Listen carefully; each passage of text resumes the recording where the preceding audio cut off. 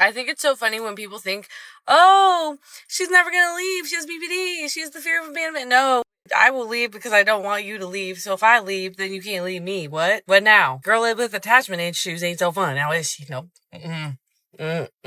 No. Do you have a nose ring or a septum piercing? Maybe you wear black eyeliner. Are you a goth dommy mommy? Maybe that's you. Maybe that's what you want to be with your life. I've been perusing through the old TikTok and seeing a lot of aesthetic videos, specifically about the BPD Girlie. Yo, I'm not trying to make fun of them whatsoever. I just genuinely want to know, why do girls with BPD always have those eyes?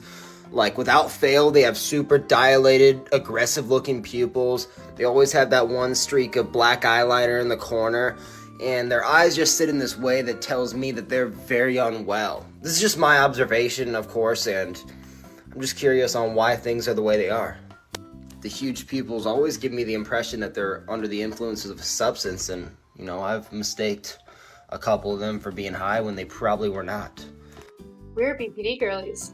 We keep sour candy on hand for when we split. We are BPD girlies. We know that this just isn't for skincare. We are BPD girlies. We know that it's going to be worse the week before our period. We're BPD girlies. We like fun lights. We're BPD girlies. We have a binder full of papers that have skills on it. We're BPD girlies. We know that drinking is probably bad, but we'll get down. We're BPD girlies, and we really are trying. Ah, yes, the BPD Girlie, the goth girl, the mentally ill woman with dyed hair, black eyeliner, tattoos, nose ring, that wounded stare like she's been doing something with daddy issues. Ooh, the daddy issues girl. Oh, she's gonna be great because she's gonna treat me as if I'm her daddy. This is definitively one of the most dehumanizing things I've ever witnessed on the planet. You ever heard of a manic pixie dream girl? Ever heard of that aesthetic, that entire vibe right there? See, people see women displaying any sign of emotional intensity and immediately begin writing this whole just armchair psychologist, this diagnosis about who they are, their entire personality, the history with partners. Oh, they must be great in bed. Oh, this is great. Their relationship dynamic. They pose it onto her body. This limerence with a person. You don't know what limerence means. This is the definition of limerence right here. I like using the word. It's really fun. It's basically infatuation with a few extra steps. But many people are in limerence with the idea of this BPD, manic pixie dream girl, goth girl, mommy dommy, the mentally ill woman dynamic. Most people, mainly ones that look like this guy right here, and I don't know how they pull these women all the time. For some reason, it's always this dynamic right here, the basic looking guy, and then out of nowhere, it's just the most outward there alt girl of all time. Usually when this happens, it's usually somebody copying the aesthetic as opposed to the mindset behind it, but that's the entirety of it. And the guy that looks like Shaggy Rogers right here, he actively is in love with this whole, just the vibe of what it is what it is. They don't see a person at all. They don't have an interior mind palace or world. They don't have a family, ambitions, no embarrassing moments, no medication schedules, no boundaries, no ordinary Wednesdays or Tuesdays, nothing out of right. They get nothing. They see an aesthetic vending machine, and they will always dispense their obsession, the chaos, the unconditional devotion. Oh, yeah, I'm gonna become the FP of this person. FP means favorite person. I just wanted to point that out. If you don't know what FP means, I feel as though I should specify that because I've used the term. I might use it again in the video. I don't know. I don't script these things. This all stems from the humanity obsession, the human obsession, a very big obsession with generalizations, especially when it comes to women. We have the dumb blonde. Oh, beauty. She's so beautiful, empty-headed. The spicy Latina, loud, jealous, hyper provocative. Ooh, you'll love that. Permanently angry. Oh, the submission Asian woman who supposedly existed to serve. Oh my goodness, the cold dragon lady, the fiery redhead. Oh, remember her? Uncomfortable, unconditional, uncontrollable temper. The hyper provocative black woman. The endlessly resilient, strong black woman. The innocent virgin, the evil seductress. The femme fatale. The cool girl who eats burgers and never complains. Oh, the Tom girl. We know about that. The manic pixie dream girl whose entire life purpose was to rescue some boring man from his own emotional constipation. Oh, this is perfect. Different costumes, same cage, over and over again. Every stereotype tells women that individuality is inconvenient. Pick a category. Be that category. forever, and perhaps somebody will recognize you as desirable. Yes, you, BPD Girlie. Let's go a bit deeper on the manic pixie dream girl. Oh, stepped on my toe. Oh, sorry. You know, I love the Smiths. You have something on your face. Oh, what's up? Oh, I'm just thinking about life and All right. where it went wrong.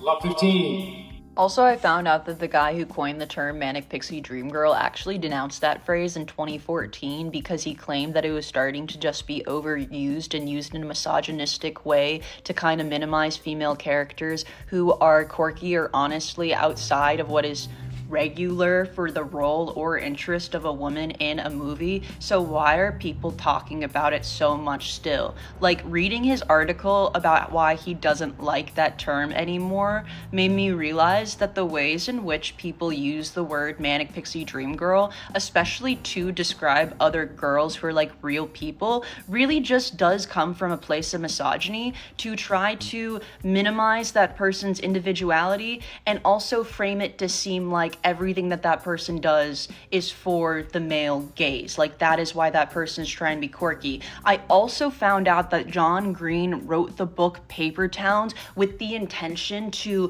destroy the manic pixie dream girl archetype, which I think is funny because genuinely, I've thought a lot about this, more than I probably should have.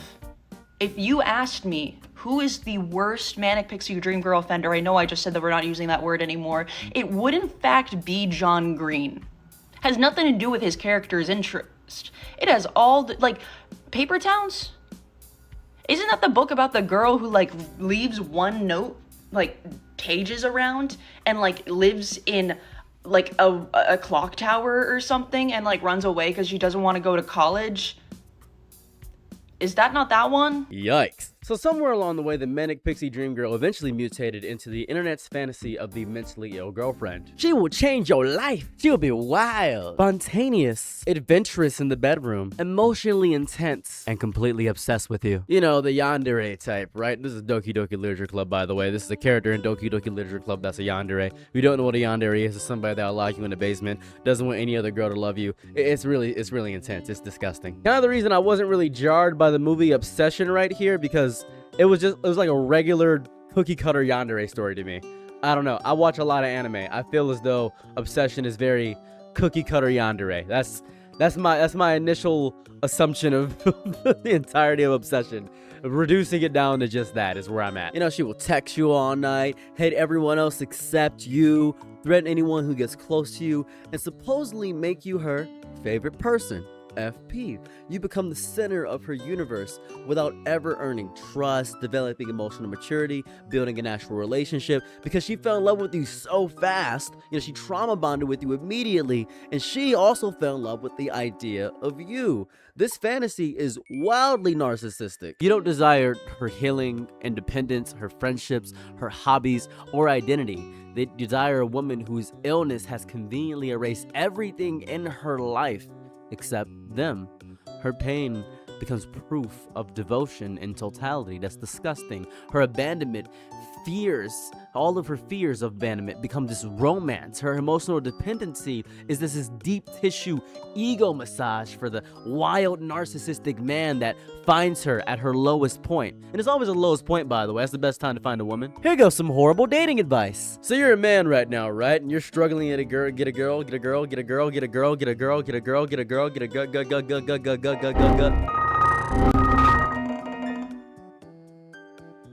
And you're struggling to get a girl? Well, that's tough. That's difficult. That's actually inane.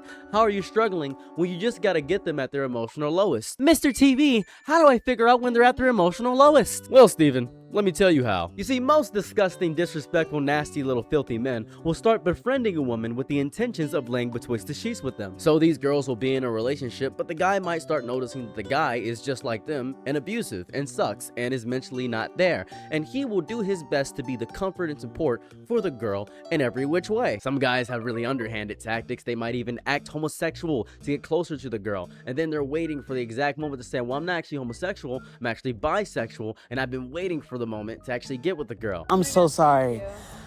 Oh my god, my name is Gio. I'm so sorry to come at you like that. Nice to meet you.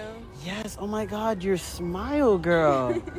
Yeah, you should keep smiling. It's just, it brightened my day.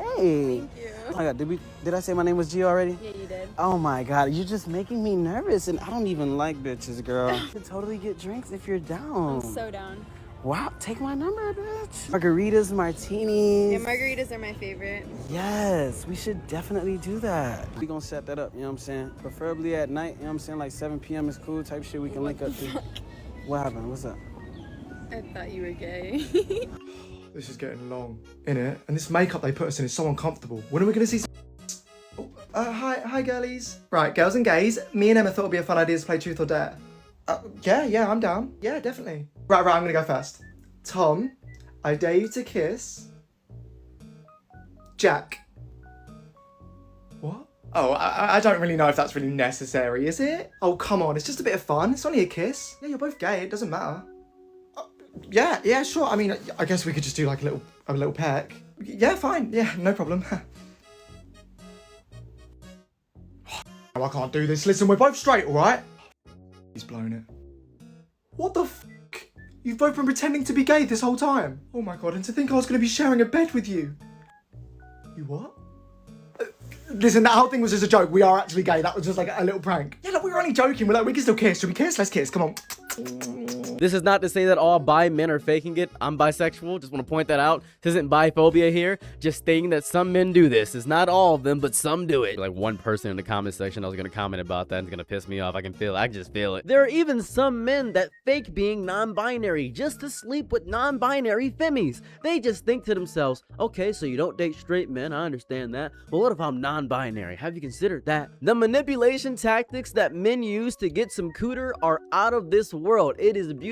Lying about their identity, doing wild things, just nasty stuff, catching them at girls at their emotionally lowest when the guy breaks up with them after the guy's been wildly abusive and then you're there as the emotional support companion. It is insane, and it sadly works. I'll never fault somebody for being manipulated by a Chad or a Derek or a Steven. I just won't let that happen because naturally they've already had this idea of doing this for quite some time. Hence why it's so difficult to navigate this world with so many people trying to manipulate you in this world. I have no strategy against it besides getting your gun license and going crazy with that. That's my suggestion. Or maybe some pepper spray or a knife with a blade no bigger than the palm of your hand. Realistically, I like violence. I'm not gonna give good advice. I enjoy violence, so I really don't know what to tell you. I'm not gonna lie to you. These women already face intense stigma from partners, strangers, healthcare workers, sometimes their own families. BPD can often involve emotional instability, fear of abandonment, impulsivity, unstable self-image, dissociation, anger, and painful relationship patterns. Take it from me, that's exactly how my life is right now. It's lovely. I deal with it a lot, and it's something I chose to deal with because when you're with somebody, you choose to deal with their particular brand of insanity, and she chooses to deal with my schizoaffective disorder, and we love each other because of it, and we wish to grow a future because of this. This is how we operate. Every person experiences these things differently. A diagnosis does not automatically make somebody seductive or manipulative or violent or promiscuous or loyal or disloyal or obsessed or destined to destroy somebody's life. On a very realistic note, favorite person dynamics are deeply complicated and become exhausting or painful for everyone involved. Turning that struggle into a romantic fantasy teaches people to chase unhealthy attachments while ignoring the human that is actively suffering behind those dynamics in the first place. It is a very disgusting, nasty, deeply insecure, narcissistic, and childish way to operate as a human being. You know when the glorification gets really bad? When people start treating symptoms as relationship accessories. Well, she's jealous, so it shows that she cares. Her emotional breakdowns show her passion. Yeah, she's reckless, but that just means she's adventurous. My little spicy girl right here. Your scars are so beautiful. Oh my god, your scars are gorgeous.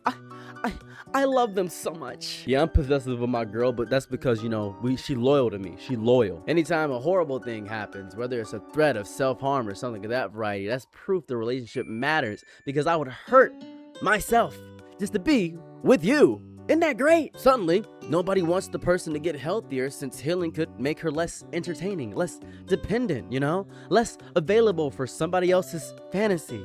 It's the ugliest thing behind this secret obsession. Some people enjoy the symptoms when those symptoms benefit them. They love being needed desperately. They love being chased because they're worthless in their own lives and nobody wants them. They love being terrified that somebody would lose them, you know? They call it passion. Passion fruit is what they say. They say passion. It's not passion at all. It's not at all. It's gross. It's gross as hell to me. I know, it's gross. Fun little story for you. I'll tell you a fun little story. This is actually really cool. So I had a friend who found this guy, and after a week, she moved in with him. Very interesting. He was making all these promises, speaking with his chest, big bravado kind of guy, saying, yeah, I can deal with her mental illness. I deal with my own mental illness just fine. It's gonna be great. She moved in, and he didn't realize that she was wildly filthy. She was in NEETs. No education, employment, or training. That's exactly what she was. She didn't have anything going for her at all. And he just had to take care of another person who didn't get up out of bed, was wildly depressed, but she was hot. You know, she was awesome, she was cool, and she had the goth aesthetic, and she almost never took off her makeup, so that caused the skin underneath her to mess up wildly. So she had all these bumps and acne scars and all this stuff without the makeup, so she's always caked in this layer of 2 layers of foundation and makeup. And then one day, after a month, he just starts striking her crazy style. It was crazy. He starts hitting her and all this other stuff. And she calls me up and says, what do I do if I don't want to get hit? I said, leave. And she said, I can't. I moved all my stuff here. I already moved everything here. I can't leave. And I co-signed on a lease with him. So she's stuck there on a 6-month lease with this guy who's striking her because she's lazy and doesn't want to get up and do anything. So naturally, she devotes herself to him. Just naturally, she continuously does this. She loses all of her friends, and he's happy. He's basically using her as, you know, a pink taco penis cozy at this point. She gets pregnant. She gets really depressed, and she says, I don't want the baby anymore. And then she decides to keep the baby, and then she decides to get rid of the baby again. And she ends up, you know, taking a bunch of Tylenol one day and then losing the baby because of the Tylenol stuff. And then she goes to a religious hospital after that. And after she goes to a religious hospital, the religious hospital says, well, we got to keep the baby. We got to do our best to keep the baby. And then the baby ends up destroying her and messing her body up. And then she gains all this weight. She ends up losing her beauty and aesthetics. And then the guy says, because you lost the weight, or because you have the weight, I don't like you anymore. So now she's just losing her mind over and over again. And now she's mentally broken. And that's the last update I have about that, because there's no good ending to real stories most of the time. That's what's going on right now in one of my friends' lives. I'm witnessing it on Facebook right now, and it's wildly depressing. I don't know what's going on with the baby. That's all the information I have. Isn't that a fun story? The reason I'm telling you this is because this is what happens. I don't want to give you some, well, what about the nice ending? What about that? I'm not making this up. This is a real thing that happened. It's horrifying and it sucks. People always brag about wanting a crazy goth girlfriend. Didn't discover that mental illness involves, you know, responsibility, right? It involves patience. You gotta have difficult conversations. You gotta have treatment for the mental illness too. You know what Vraylar is? You ever heard of an SSRI? Do you know what that is? Do you know what Abilify is? You know what that is? You ever heard of Wellbutrin? Do you know what these words are? Have you heard these words? You ever heard these things? You ever meet a girl that can't take Tylenol anymore? You ever meet a girl that can't take Benadryl ever again? You ever meet a girl like that? You ever see a girl that can't take ibuprofen ever again? You ever meet somebody like that ever? This is a real person in a real crisis. You want this obsessive devotion. You want that. But you know what that needs? That needs friendships. That needs sleeps. That needs privacy. That needs independence. They wanted emotional intensity. But then you got to realize with intensity comes inconvenience. You want that. Some people even encourage instability at the beginning. They isolate the person from their support system. They trigger insecurities for attention. They reward unhealthy attachment. That's disgusting. And then they stand back and announce that, well, this mentally ill person is impossible to deal with. They're toxic or broken. After helping create the exact dynamic that they claim to desire, then they say, oh, that girl's crazy. Oh, that girl's crazy. Do you know what I see all the time? Demonization. No, not just from religious parents. No. See, when you romanticize the mental illness, you get your manic pixie dream girl, your BPD girl, your goth girl, you get that septum piercing. I can tell something's wrong with her. She got a septum piercing. Nobody damages the body like that without being a little bit mentally messed up. I understand that. No, when you demonize somebody, you turn them into a permanent threat or a burden. Both of these things completely erase the individuality of a person. Both suck. Both suck deeply. People with mental illnesses begin believing they must either be entertaining enough to desire love or quiet enough to avoid inconveniencing anybody. That's it. That's what happens. They will hide symptoms, delay asking for help, apologize for existing. By the way, thank you for existing. I appreciate you. And then they'll remain in harmful relationships out of fear that nobody else will ever tolerate them. And that's horrifying to me, because I want to point this out, right? So there's a lot of people that'll make fun of people saying, why don't you just leave, right? You chose to stay with your abuser. You did that. It's just an active choice you're making every day. I see you don't care about people. I hope that you never become a support system for somebody going through this. I hope it never happens to you. The person who often caused the harm is the only person that can alleviate the harm a lot of the time. Support should never mean becoming someone's untrained therapist, obviously, accepting abuse, or surrendering every boundary. I grasp that. Support can mean listening, encouraging professional care, learning about the condition, creating clear expectations, developing crisis plans, remembering that accountability and compassion are there. I just want to point that out. They do exist. Stop treating mental illness like a Halloween costume. You are a child. Oh, I'm a manic pixie dream girl. I'm a BPD girlie. I'm a goth girl. Oh, look at me. I have septum piercings. I'm so great. Look at my hair. I'm so amazing. I'll be obsessed with you. I'm Yandere. I lock you in the basement. I won't want any else with you. You'll become my FP. I love you so much. Oh, you're a narcissist? I can fix you, bad boy. Oh, I'm so dangerous and adventurous and fun and cool. You're not humanizing these people. Please stop it. Mental illness deserves honesty. Take it from a schizoaffective man. I struggle every single day. Would like to point something out. Every single day, I wake up from screaming night terrors. I get 2 hours of sleep every single night. Then I have to force myself to go back to sleep. And I have to take 3 melatonin most nights. It's horrifying. Just to get myself some consistent sleep. That usually causes me to go into sleep paralysis, which causes my body to feel like it's on fire, and I freak out and struggle, and I sweat convulsively. I do this every single night. It is the worst feeling imaginable. My lover deals with it every single night. It is not fun to deal with, but horrifying time. I can't tell when I'm awake or asleep at any point during the day. Sometimes I'll feel like I recorded 5 videos when I only recorded 3. Very horrifying for me. Sometimes I'll say things I deeply don't mean, contradict myself over and over again. And I don't script these videos, so it's very difficult for me to realize what's going on in a lot of day-to-day life. I have a very difficult existence, and it sucks, and it hurts, and I'm still here. I choose to do this. Even with all the hate online and people destroying and disrespecting me, doesn't matter to me. I want to be here. I chose this life. That's what it means to have a mental illness, living with it, dealing with it, learning coping mechanisms, learning what triggers you, learning what destroys you, getting medication, getting professional help, and learning to exist within it. I hate that it's become this, X videos category. I don't like that it's become a dating preference or a personality quiz, or I don't like any of that. People deserve room to heal without losing their identity.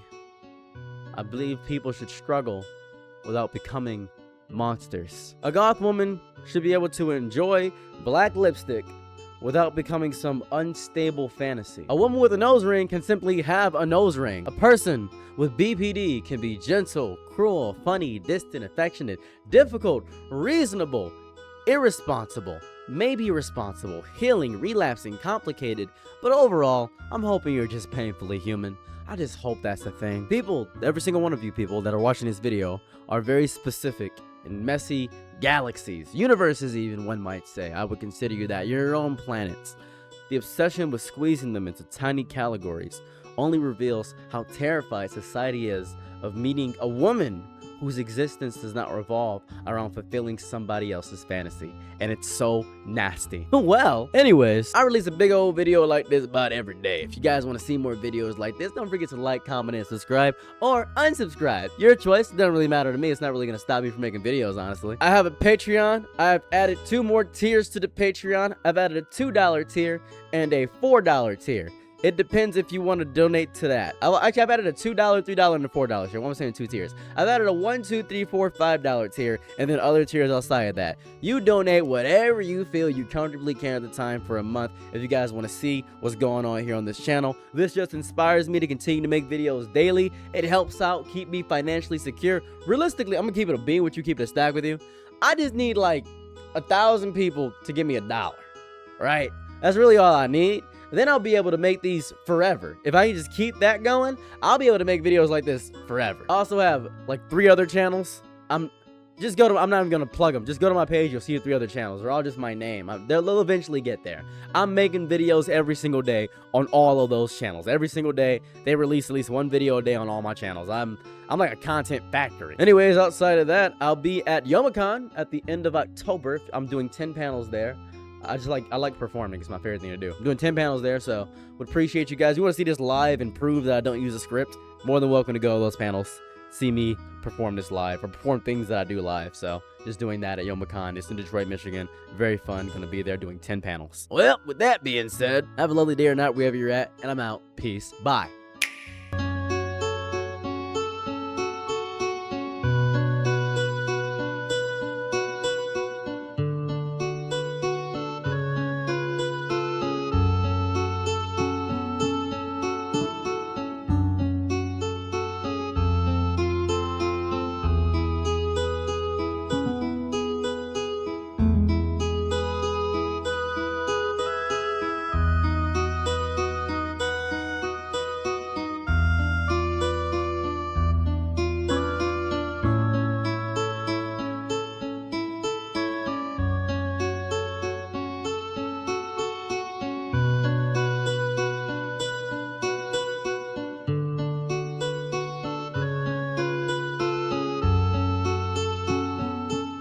I'm your Nick at night, be my Laurel, please, low. Ooh, happy to try what you need. Your world, I love to live in it. Ooh, I love the ride.